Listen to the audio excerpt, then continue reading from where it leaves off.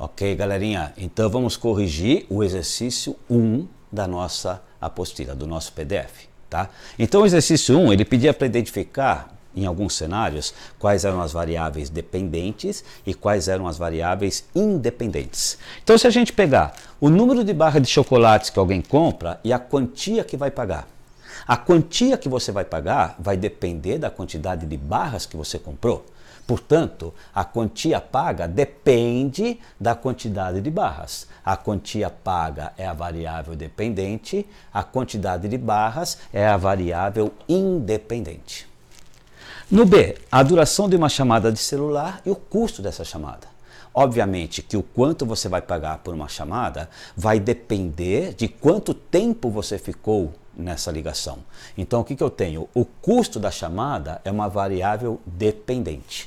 E a duração da chamada é independente. O custo depende, tá, da duração da chamada. O custo é dependente, a duração é independente. Na C, o andar do apartamento que uma pessoa mora e o tempo necessário para que o elevador, a partir do térreo, sem nenhuma parada, chegue até o apartamento. Veja bem, o tempo que você vai levar para chegar até seu andar vai depender do quê? Vai depender do andar que você está, né? Ou do andar que você vai. Então, o que acontece? O tempo depende do andar que você está indo. O tempo é uma variável dependente e o andar é uma variável independente. Tudo bem aqui, galerinha? Não entendeu direito? Dá um pause, volta, assiste de novo, quantas vezes você quiser, tá? Que aí você vai entender. Tudo bem? Aí, galerinha, vamos então agora para o exercício 2. O exercício 2, ele fala justamente de uma função que é a relação que a gente tem entre graus Celsius e graus Fahrenheit.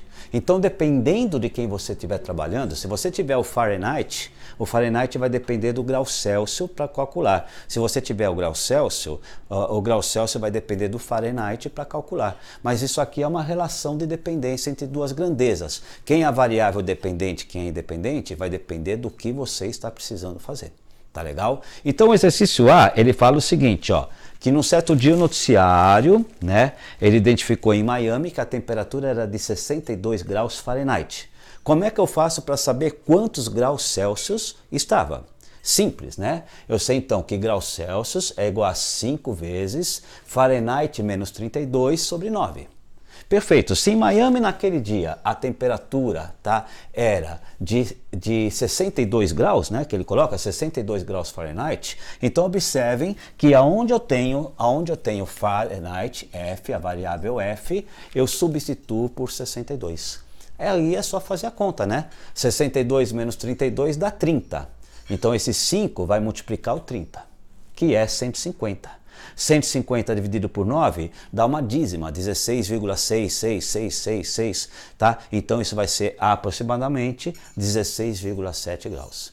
Professor, posso colocar aproximadamente 16,66? Até pode, mas o certo nesse caso seria aproximadamente 16,67 graus. Tá legal? Tá? Só não esqueçam de colocar aproximadamente quando você tem uma dízima, tá? Porque na verdade o valor ele tende a um infinito. Então você não tem um valor exato, você tem um valor aproximado. É importante que você coloque esse aproximadamente.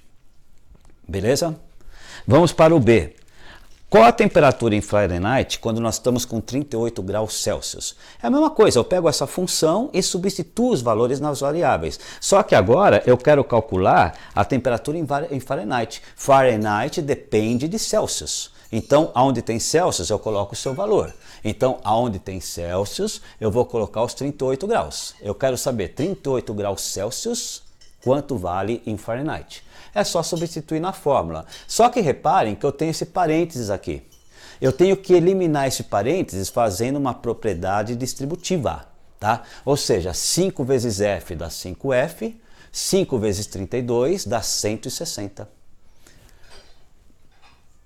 O 9 que está dividindo, eu tenho que isolar, isso aqui é uma função, eu tenho que isolar o F. Eu vou ter que isolar o F para calcular o valor de F. Tá? Então todo mundo que está junto com F, eu vou mudar de lado fazendo as operações inversas. Tá? O 9 está dividindo. A operação inversa da divisão é a multiplicação. Então eu pego esse 9, passo multiplicando por 38, isso aqui vai dar 342. Então 342 é igual a 5F menos 160. Ainda não isolei o F. O 160 está subtraindo. Se o 160 está subtraindo, eu vou passar aqui para o primeiro termo. Então, o que acontece? A operação inversa da subtração é a adição.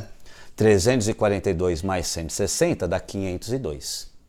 Só que ainda não está isolado o F. Ainda tem um elemento com F, que é justamente o 5. Como o 5 está multiplicando, a operação inversa da multiplicação é a divisão. Legal. Então o 5 vai passar dividindo. 502 dividido por 5, 100,4 graus, né? Graus aqui, no caso, aqui não é F, né? Aqui, desculpe, aqui é F, né? Então eu vou ter aqui 104 graus Fahrenheit, é o valor da minha resposta. Tá legal? Então, na verdade, é uma função.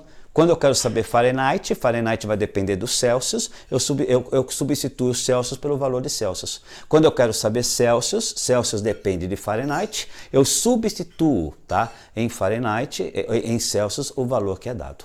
Tá? Então eu tenho aqui variável dependente e variável independente. E uma função e uma lei de formação.